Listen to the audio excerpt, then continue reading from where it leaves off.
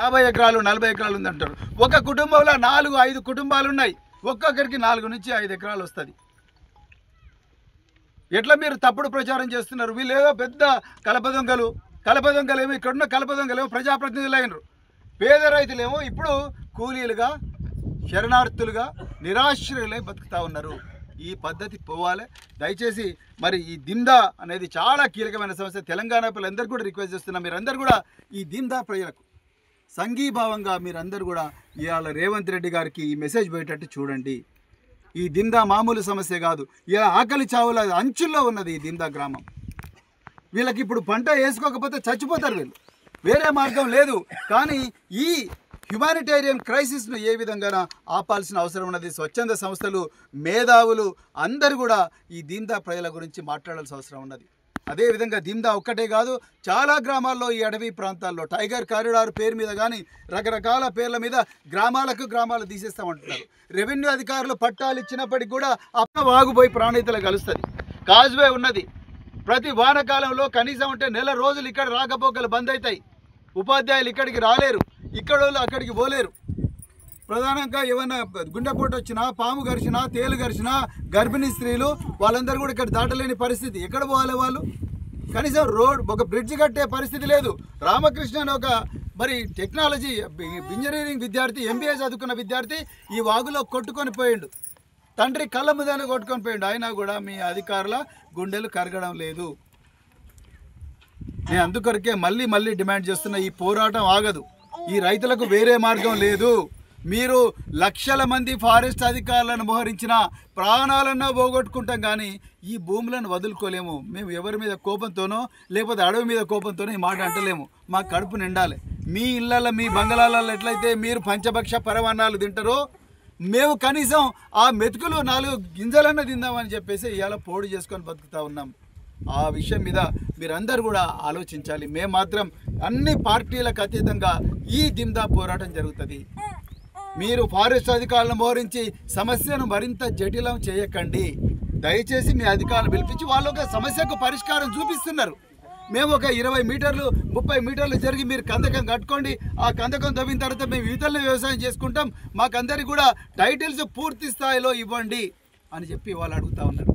నేను ఇలా ఫారెస్ట్ అధికారులను కూడా అడుగుతా ఉన్నా, అయ్యా మీరు హైదరాబాద్ సెంట్రల్ యూనివర్సిటీలో దొంగలు కాదు, వీరప్పన్లు కాదు, వీళ్ళు ఇక్కడ బతకడానికి వచ్చిన ప్రజలు, ఇక్కడ ఓటేసిన ప్రజలు, ఓటు హక్కున్న ప్రజలు. ఇక్కడ నుంచే ఎంపీటీసీ లైనరు, సర్పంచ్ లైనరు, అందరు అయినరు. వీళ్ళని మీరు శత్రువులుగా ఎట్లా చూస్తారు?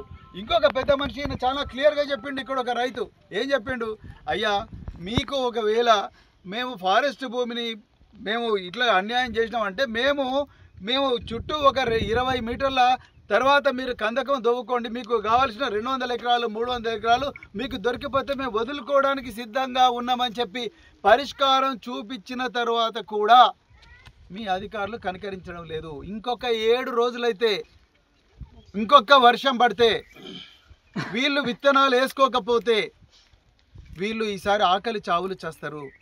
వీళ్ళు ఒకవేళ చనిపోతే మొత్తం బాధ్యత మీరే తీసుకుంటారా రేవంత్ రెడ్డి గారు?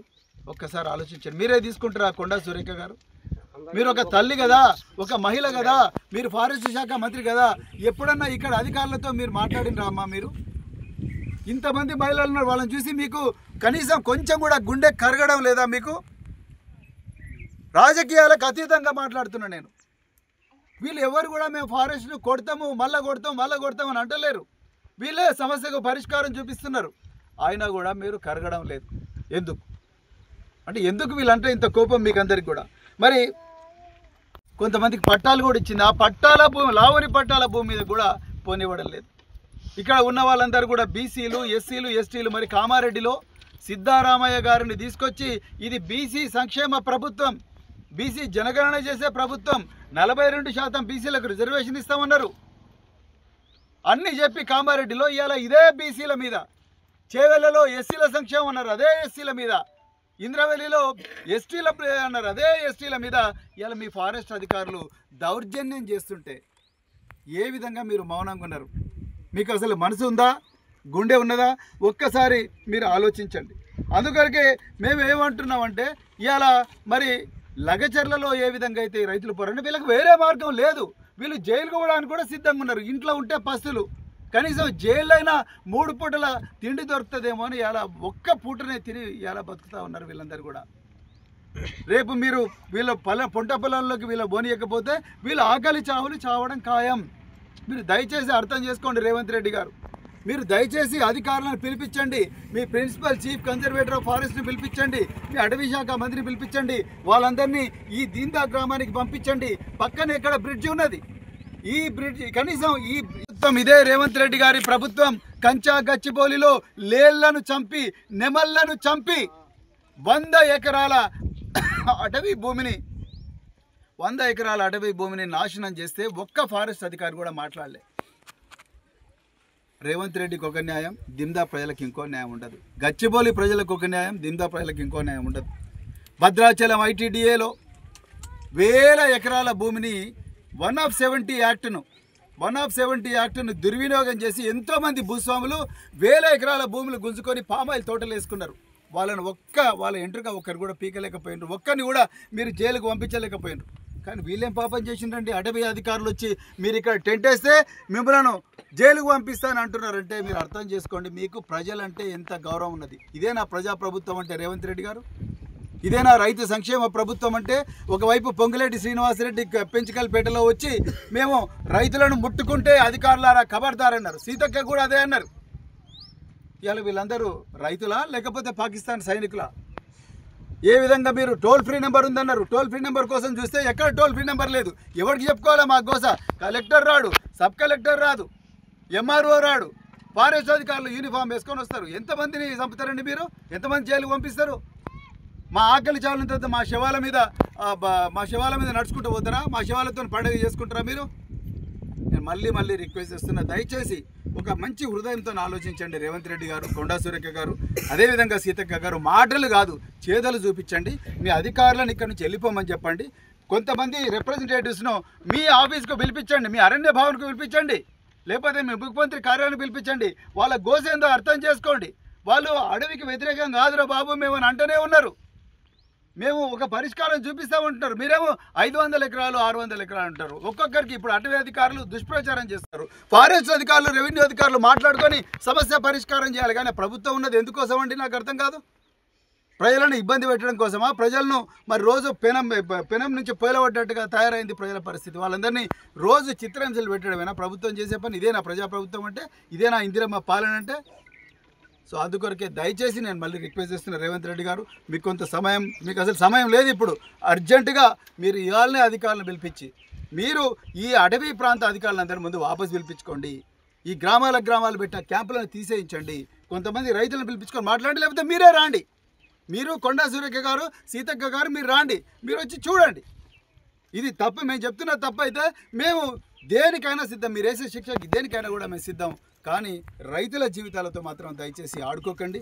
మేము అన్ని బీఆర్ఎస్ పార్టీ తరఫున, అన్ని పార్టీల తరఫున కూడా మేము తప్పకుండా మరి కేసీఆర్ గారు ఆనాడు రైతు సంక్షేమ రాజ్యం నడిపించారు, రైతు బంధు ఇచ్చారు, రైతు రుణమాఫీ చేశారు, ఇక్కడంతా కూడా సర్వేలు చేయించారు, వాళ్ళందరికీ కూడా అంత కొంత హక్కులు ఇచ్చారు చేతినేత కాడికి.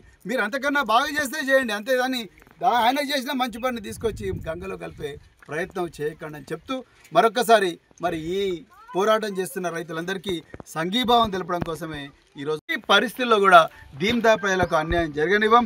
అన్ని మార్గాలు అన్వేషించైనా కూడా మేము శాంతియుతంగా మా హక్కులను కాపాడుకుంటాం, మా భూములను కాపాడుకుంటాం. లేకపోతే మాత్రం మాకు చావే శరణ్యం. ఒకవేళ మా దాంట్లో అలాంటి ప్రమాదం జరగడానికి జరిగితే దానికి రేవంత్ రెడ్డి పూర్తి బాధ్యుడు అని చెప్పి నేను చెప్తున్నాను. నిన్న కూడా ఆదిలాబాద్ జిల్లాలో, నిన్న కూడా నిర్మల్ జిల్లాలో ఒక రైతును గల్లబట్టి ఈడ్చుకుంటూ ఒక ఎస్ఐ పోయిండు. ఏంటంటే రైతుల మీద అంత కోపం మీకు? ఈడ్చుకుంటూ ఇవాళ ఫారెస్ట్ అధికారులు వచ్చి మిమ్మల్ని మీరు ఇక్కడి నుంచి లేస్తారా లేకపోతే కథం చేయాలని అంటున్నారు. ఎందుకండి రైతులంటే అంత కసి మీకు రేవంత్ రెడ్డి గారు? సో ఇవన్నీ కూడా మానుకోవాలని చెప్తూ మరొక్కసారి మరి దీందా ప్రజలకు సంఘీభావంగా ఎంతటి పోరాటానికైనా మేము సిద్ధమవుతాం. ఇక్కడ ట్రాక్టర్లు గుంజుకుంటే ఒప్పుకోము, ఎడ్ల బండ్లు కూడా గుంజుకుంటే ఒప్పుకోము, అరకలు గుంజుకుంటే ఒప్పుకోము. తప్పనిసరిగా మా వ్యవసాయం మేము చేసుకుంటాం. మీరు మమ్మల్ని చంపితే చంపుకోండి, మీరు కోసుకొని తినమన్నారు కదా, మమ్మల్ని కోసుకొని తినండి. మీకు ఆకలి అయితే అంతే తప్ప మా జీవితాలు నాశనం చేయకండి. జై తెలంగాణ.